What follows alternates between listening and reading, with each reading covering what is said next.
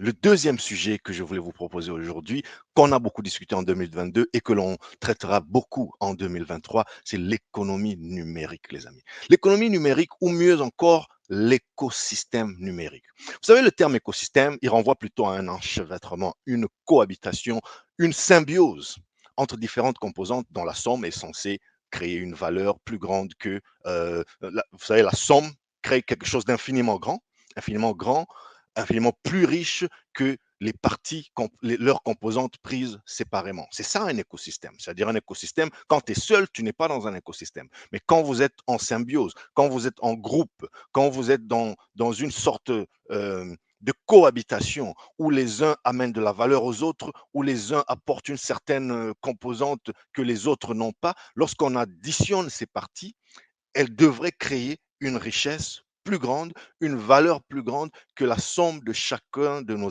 petits apports pris séparément. C'est ça un écosystème. Et moi, j'aime bien penser l'économie numérique, l'économie digitale en termes d'écosystème. Ce n'est pas seulement en termes d'un petit silo qui génère de l'argent.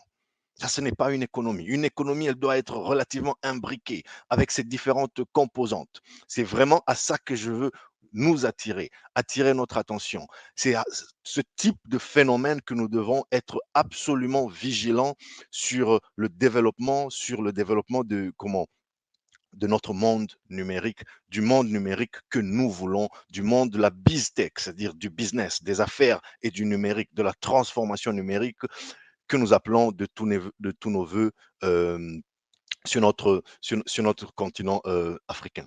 Mais par endroits, les amis, l'Afrique a commencé. L'Afrique a commencé déjà à faire des petites choses, mais trop souvent en silo, trop souvent des petites îles d'excellence dans un désert de rien, de nullité, de absolument rien. On doit maintenant systématiquement arrêter de penser au numérique comme un petit dépannage ici, un autre là-bas. Le numérique doit être pensé et vécu surtout comme un écosystème, un ensemble de parties complémentaires.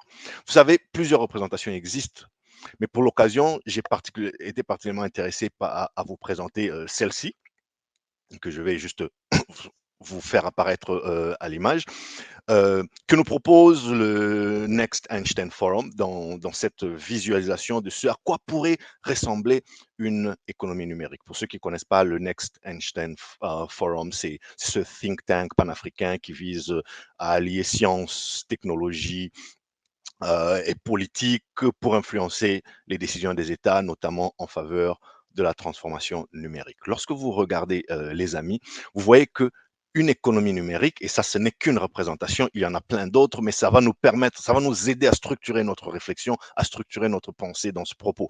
Vous voyez qu'il y a une économie numérique commence d'abord par une infrastructure de base. Vous ne pouvez pas, souvent nous on commence par la fin en Afrique. Il faut commencer par le début. Le début, c'est quoi? C'est l'infrastructure de base. Et ça, on n'est même pas encore dans le numérique. C'est l'eau, c'est l'électricité, c'est les routes, c'est les ponts, c'est les infrastructures qui vont faire qu'une infrastructure ou qu'une économie numérique vienne se greffer au-dessus. Essayez par exemple, allez, donnez-moi un exemple d'une économie numérique. Prenons le e-commerce. Vous pensez que vous pouvez développer un e-commerce fiable, un e-commerce crédible si, par exemple, il n'y a pas de route. Parce que oui, comme vous voyez dans le monde occidental, par exemple, il y a Amazon qui fonctionne avec une précision chirurgicale. Qu'est-ce que vous pensez? Vous pensez que c'est du numérique, c'est des puces de A à Z? C'est vrai, il y a beaucoup de robotisation, il y a beaucoup d'informatisation, il y a beaucoup de digitalisation. Mais quand vous allez sur le site, n'importe quel site de e-commerce, je prends Amazon pour utiliser un vendeur ou un acteur que tout le monde connaît. Je prends Amazon. Quand vous passez une commande sur Amazon, cette commande, cet article, il se trouve entreposé quelque part à côté de chez vous ou quelque part à l'autre bout du continent. Mais qu'est-ce qui se passe quand on vous dit que vous l'aurez, cet article, dans 2 jours? Dans la chaîne de logistique, il n'y a pas que du numérique.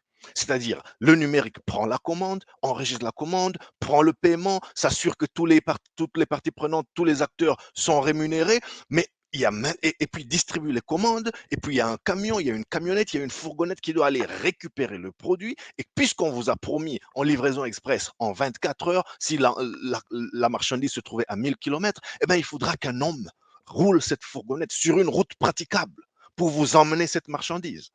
Voyez-vous, c'est comme ça que il faut qu'il y ait une certaine imbrication entre le monde digital et les infrastructures de base. Tentez de développer un business digital lorsque vous n'avez pas de courant. Vous verrez qu'est-ce que ça signifie comme misère, comme galère. Et malheureusement, c'est ça le quotidien de beaucoup de nos économies africaines. Donc, au-dessus de l'infrastructure basique ou l'infrastructure primaire, il faut maintenant adosser une infrastructure digitale. Et là, nous entrons maintenant dans le vif du sujet numérique. Nous pouvons parler des réseaux téléphoniques, nous pouvons parler des stockages, des clouds, des serveurs, voilà, de toute de l'infrastructure digitale qui fait que ces échanges de contenu soient possibles. Mais au-dessus de tout ça, en parallèle, je voulais dire, parce que je vous rappelle que ces piliers ils ne sont pas séquentiels. Ça n'est pas que on fait d'abord toute l'infrastructure de base le jour où on a la desserte en électricité de 100% et puis les routes connectées dans tous les villages, alors on va passer à l'infrastructure digitale. Non, il y a un peu d'imbrication, il y a un peu d'enchevêtrement, mais c'est un peu pour vous dire, il y a des couches qui doivent être là, et puis les autres, elles arrivent. C'est des écosystèmes, c'est des mondes qui se développent en parallèle. Donc, en troisième pilier, on nous mentionne ici l'environnement, le cadre notamment légal, le cadre, les lois qui sont mises en place, les politiques qui sont mises en place. Il doit y avoir un cadre incitatif, un cadre qui encourage, un cadre qui facilite tous ces échanges numériques. Donc les lois du pays et toutes les politiques du pays. Mais il y a aussi un autre pilier qui constitue un pilier fondamental d'une économie numérique, c'est les technologies même. Vous voyez, là, on a l'infrastructure base, on a l'infrastructure numérique fondamentale, on a des cadres qui permettent l'éclosion d'un écosystème. Et bien maintenant, on a des technologies beaucoup plus ciblées sur des industries, des technologies qui s'appliquent au transport, des technologies qui s'appliquent à la cybersécurité, des technologies qui s'appliquent au commerce international, à l'e-commerce. Là, maintenant, vous avez des applicatifs métiers qui pourrait surfer, naviguer et exploiter la puissance qui a déjà été installée, qui pourrait exploiter tout ce qui a déjà été installé en soubassement. Et enfin, je dis enfin, last but not least, comme on dit, c'est le capital humain. Parce que tout ceci, tout ce que je vis, tous ces intervenants que je viens de citer, doivent être chapeautés, doivent être pilotés par des humains. C'est des humains qui devront être à la manette. Par humains, c'est des utilisateurs comme vous et moi, y compris des profanes, mais qui sont des consommateurs de produits, de services, qui pourront donner un avis, qui pourront donner une revue. Mais c'est aussi des formateurs des formateurs. Voyez-vous, des éducateurs, des chercheurs, des intellectuels qui pensent ces écosystèmes, qui réfléchissent sur ces écosystèmes.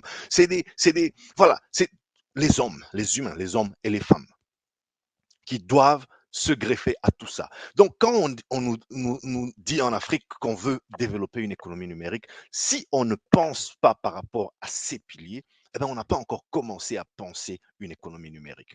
Très souvent, c'est à tort que nos élites, nos autorités nous disent que ça sera l'année du numérique ou ça sera l'année de l'émergence. Si on n'a pas encore commencé à disséquer ces thématiques, mais alors dans la grande profondeur, notamment en faisant appel aux professionnels du métier, aux professionnels qui s'y connaissent, qui pourraient, selon les thématiques, selon les spécialités métiers, outiller les gouvernants, outiller les autorités vers les bonnes politiques, vers le bon l'écosystème et les privés aussi qui pourront faire des synergies. Seulement lorsqu'on aura commencé ça, on aura commencé à développer une économie numérique. Voilà ce qu'il faut retenir de la partie économie numérique et je pense que c'est un domaine qui va beaucoup nous suivre tout au long de l'année 2023 et c'est avec délectation que je vais vous proposer mon regard là-dessus et je vais prendre le vôtre et ensemble on va former cette synergie qui avant n'existait pas ou existait de manière très peu visible sur le continent en Afrique. Essayons de déconfiner les savoirs, les amis. Essayons de démocratiser cette connaissance.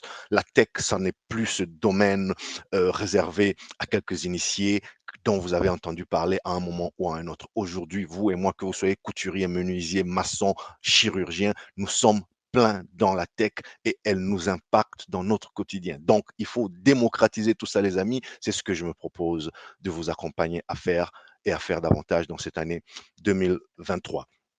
Alors, j'allais aussi dire ici que pour qu'un écosystème soit viable, l'écosystème que je venais de décrire, encore faut-il multiplier en quantité et en qualité les intervenants, ceux qui font vivre cet écosystème, comme nous venons de voir. Mais pour cela, il faut commencer par faciliter l'accès à l'écosystème. Et cela passe, les amis, par l'accès à l'Internet. C'est l'air que l'on respire. L'Internet, ça devrait être l'air que l'on respire. On ne peut pas attendre que quelqu'un soit un grand athlète, un grand champion, s'il ne sait même pas respirer de l'air pur. Donc, il faut absolument rendre cet air pur indispensable, cet air pur accessible au plus grand nombre, sinon à tous. C'est pour ça que vous avez probablement suivi dans l'année, les 2 années passées, des pressions pour que l'accès à Internet soit reconnu comme un droit basique, comme un droit humain, finalement. L'accès à Internet, ça n'est plus un, comment donc, un privilège, ça n'est plus quelque chose de réservé seulement aux VIP. Aujourd'hui, vous et moi, lorsque vous entrez dans une bâtisse, dans un hôtel, dans un restaurant, dans un endroit où vous pensez que vous allez rester là-bas pendant 2, 3 heures, quel est le premier réflexe? Est-ce qu'il y a une connexion Wi-Fi ici? C'est, c'est, mais ce réflexe-là n'était pas développé il y a encore quelques années. Aujourd'hui, surtout en Occident, là où vous avez la fibre pratiquement qui dessert toutes les maisons, quand vous recevez un visiteur à la porte, on vous accueille, prenez place, un peu comme on faisait avant. Prenez place, qu'est-ce que je vous offre? Je vous offre un peu une tasse de thé, une tasse de café ou de l'eau. Il y a un peu de nourriture ici. Passez à table, bon appétit. Mais dans le package, on dit aussi, voici le code Wi-Fi de la maison. C'est devenu normal. Mais à combien plus forte raison dans l'entreprise? Pour que cet écosystème soit viable, il faut multiplier la quantité et la qualité des intervenants que nous voulons voir. Et pour cela, ben, écoutez, il faut commencer par leur rendre Internet, mais alors à un coût près de zéro. Et pourtant, l'Afrique, encore, on est à la traîne là-dessus. On est à la traîne là-dessus. On peut voir ici, par exemple, sur cette image, ça, j'ai tiré d'un papier de Jeune Afrique que j'avais discuté abondamment en son temps. C'était il y a quelques mois sur cette chaîne. Je vous renvoie à certains anciens numéros sur ma chaîne YouTube, on peut voir que le développement des cas, que en Afrique, malgré tout ce développement, il y a la fibre qui atteint quand même beaucoup de grands centres, mais seulement 29%, ça a été une statistique de 2020 qui a probablement évolué un tout petit peu depuis, mais c'est pas toujours évident. 29% des Africains avaient accès à Internet contre une moyenne de 45% par exemple en Asie, y compris dans des pays qui il n'y a pas longtemps étaient encore pauvres, ils traînaient encore la patte, ils tiraient encore la langue, presque au même niveau que certains pays africains. Donc, j'en viens au prix, les amis. Le prix, et c'est ça que vous allez peut-être essayer de voir sur ce petit graphe que je vous ai proposé, ben, le prix, c'est aussi une grande barrière. Une grande barrière, mais avant de parler de prix, par exemple, je voulais aussi juste dire un petit mot et saluer un développement que nous voyons très souvent en Afrique, c'est le développement des écosystèmes, ce qu'on appelle les tech labs, les incubateurs, tous ces endroits où on essaye de susciter des vocations pour le numérique, susciter de former les femmes au numérique, former les personnes à faible revenu au numérique, créer cette inclusivité pour que le numérique arrête d'être perçu comme uniquement réservé aux riches, à ceux qui ont le pouvoir d'achat, etc. Donc, comme dans chaque économie, les amis, on a besoin d'artisans, on a besoin de ces professionnels du quotidien, les boulangers, les pâtissiers, les cordonniers, les restaurateurs, les peintres, les maçons, tout ce genre de métiers. Et ben, dans le numérique aussi, on a besoin de toutes ces petites mains, entre guillemets, qui font vivre l'écosystème, qui développent des contenus, qui habillent, qui meublent, qui décorent le numérique pour que Internet ait du sens pour vous et pour moi. Parce que sinon, Internet, c'est juste une tuyauterie, c'est juste un réseau. Sans contenu, eh ben, il y a pas de vie dedans, sauf pour des missions critiques comme la NASA et tout ça. Mais pour le commun des mortels, s'il n'y avait pas des restaurants en ligne, s'il n'y avait pas comment, la facilité de réserver un billet d'avion en ligne, s'il n'y avait pas la facilité de vérifier son compte bancaire en ligne à partir de votre téléphone ou votre ordinateur, le numérique ne serait pas vraiment une réalité dans votre quotidien. Eh bien, toutes ces applications que je viens de citer, elles sont développées par des gens. elles sont pensées par des gens. Elles sont maintenues et entretenues par des gens. C'est ça les petits acteurs. C'est ça les petits ou grands acteurs du numérique. Les artisans, les boulangers, les peintres, les cordonniers, les carreleurs du numérique.